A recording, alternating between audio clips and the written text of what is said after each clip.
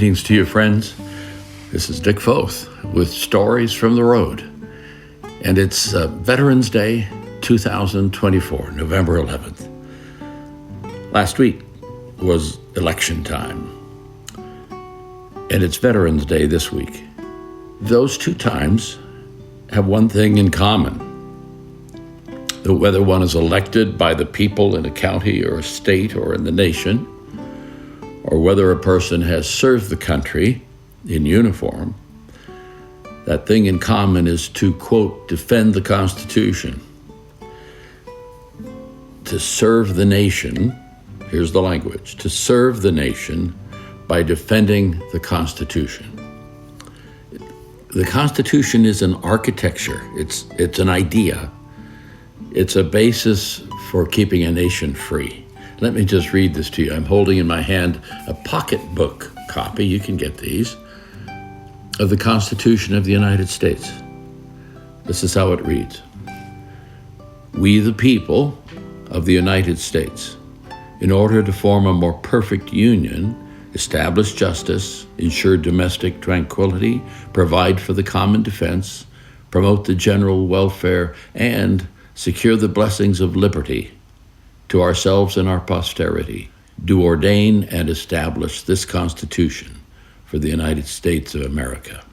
To do that, to maintain freedom, to maintain a country that walks with others in mind, not just itself, it's a battle. And even on this morning, as our neighborhood is waking up and you might hear a car go by every now and again, there are people in place here and around the world who seek to maintain that. And we have two particular days of honoring those people. One is Memorial Day, the other is Veterans Day. Memorial Day honors those who died serving in the U.S. military, especially those who died in battle or from battle wounds. And that's observed on the last Monday of May. Veterans Day, today, honors all veterans who served in the U.S. military, both living and dead, during peacetime and wartime. It's observed on November 11th every year. There's a place that symbolizes that struggle or the challenge of maintaining freedom. One is a huge cemetery, and the other is a huge building. And they are adjacent to each other on the west side of the Potomac River across from Washington, D.C. One is Arlington National Cemetery, and the other is what we call the Pentagon. And the folks at the Pentagon are always on duty, while the folks buried in Arlington National Cemetery are always found in a place of remembering. More than 400,000 are buried at Arlington National Cemetery. Most are military. And on any given workday, more than 25,000 work at the Pentagon. Again, most are military. The Pentagon was supposed to be temporary. And it was the brainchild of Army Brigadier General Brian B. Somerville, who in the early 1940s pitched it as a temporary solution to the then War Department's critical shortage of space. So a plan was approved on, interestingly enough, September 11th, 1941, and construction began. 296 acres of land were designated for the building. And an unbelievable amount of workers and materials were brought it together. The grounds and building went up in 16 months. The building was officially completed in January of 1943, and thanks to the help of 1,000 architects and 14,000 tradesmen who worked 3 shifts around the clock. Folks still work at the Pentagon 3 shifts around the clock. And today it's the home for the Office of the Secretary of Defense, the Joint Chiefs of Staff, highest echelons of the Army, Navy, Marine Corps, and Air Force. But these two places, that hallowed ground called Arlington Cemetery and this beehive of activity at the Pentagon, are an intersection representing the defense of freedom. I like what Benjamin Franklin said. Where liberty dwells, there is my country. I've had the privilege of going to the Pentagon numbers of times over the years. Once we moved to Washington, D.C. in 1993. We were there 15 years, from 93 to 2008. And on entering the Pentagon, you get two questions. Who are you? And what is your business here? Or who are you here to see? One of the first times I went there, I went to meet with a new friend. Somebody had introduced us by phone. And this friend in Washington State asked if I could go see his friend at the Pentagon, a retired 3-star general, General McKicklatter. And in that conversation, and many subsequent conversations with other people in the Pentagon, this question would always come up. It wasn't a who are you or why are you here? It was this one.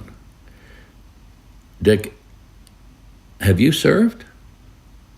I was always in that awkward place, especially when speaking to people who were currently in uniform, because I said, I had one semester of Air Force ROTC at Cal Berkeley in 1959. I don't think that qualifies as service. And they would kindly roll their eyes, but not chortle too loudly as they walked away down the hall. But what is it about serving that makes us fully human, fully alive, that kind of establishes dignity or achievement or even authority in some way? Because when you serve people, especially in a voluntary capacity, when you serve another, there's something freeing for both of you. Whether you're serving others, serving the greater good, I believe we are built for it. In a strange way, serving is a place of power, not to be wielded, but to be expressed.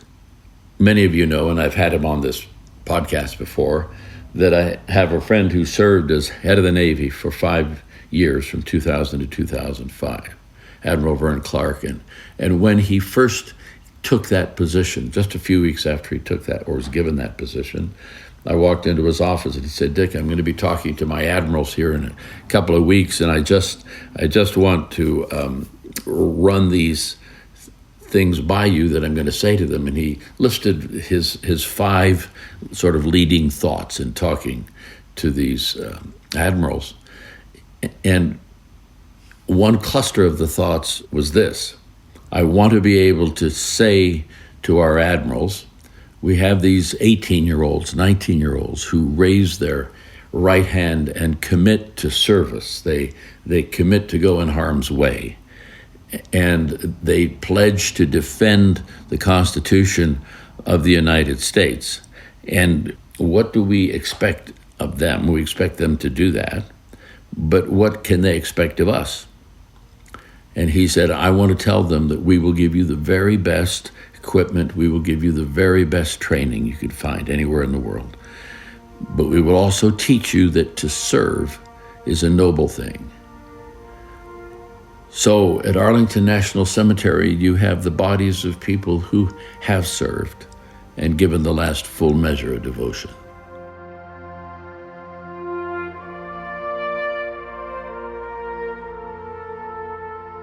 When you stand in the Lincoln Memorial and look at that magnificent statue of Abraham Lincoln, on your left on that wall are chiseled the words of the Gettysburg Address. On the right wall, you have the words of Abraham Lincoln's second inaugural address, which were spoken just a few weeks before he died. When you look at the Gettysburg Address, which was given at the dedication of the Gettysburg Military Cemetery in Pennsylvania, just a few months after the Battle of Gettysburg in July of 1863, you have Abraham Lincoln saying this, to begin: 77 years ago, our fathers brought forth upon this continent a new nation, conceived in liberty and dedicated to the proposition that all men are created equal. In the body of that text, as he's speaking about dedicating the ground, if you will, he says this: the brave men living and dead who struggled here have consecrated it far above our poor power to add or detract. The world will little note nor long remember what we say here, but it can never forget what they did here. More than 100 years later, almost 150 years later, in the spring of 2003, I had occasion to have several conversations with Dr. Bill Frist. Bill Frist was a cardiothoracic surgeon from Tennessee. And when I met him, he was Senate Majority Leader from 2003 to 2007, who said he'd only served 2 terms, which would be 12 years, and that's what he did. But he is quoted as saying this: "The valor and courage of our young women and men in the armed services are a shining example to all of the world, and we owe them and their families our deepest respect." What is it about service? Well, for me, the greatest example, model, executor, if you will, of serving mankind is this person, Jesus of Nazareth. And those who have listened to these podcasts before know this, that he's not just my hero, but a savior, a friend, a redeemer. And to serve is a kingdom thing that has eternal consequence. In the Gospel of Mark, Jesus, just before he goes to the cross to make the greatest sacrifice, the last full measure of devotion, in the Gospel of Mark, chapter 10, verse 45, Jesus says it to his closest friends this way: "The Son of Man did not come to be served." Can I say that again? The Son of Man did not come to be served. One more time. The Son of Man did not come to be served, but to serve and to give his life a ransom for many.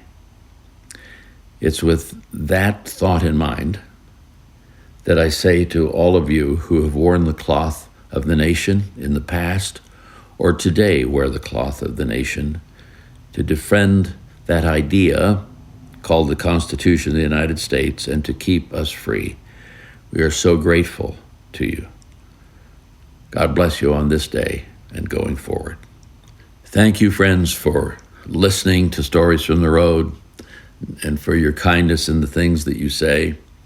And thank you also for inquiring about the audiobook with live audience that is about to be released on Audible here in the next couple of weeks, I hope. It's called Stories I Love to Tell, to give us hope, to help us do hard things, and to bring us back together again. If you wanted to be alerted to when it actually comes out, if you can just go to dickfoth.com and give us your email address, we will respond to that in a timely way. Let you know what's happening and when. That's it for now. We'll catch you next time. This is Dick Foth signing off.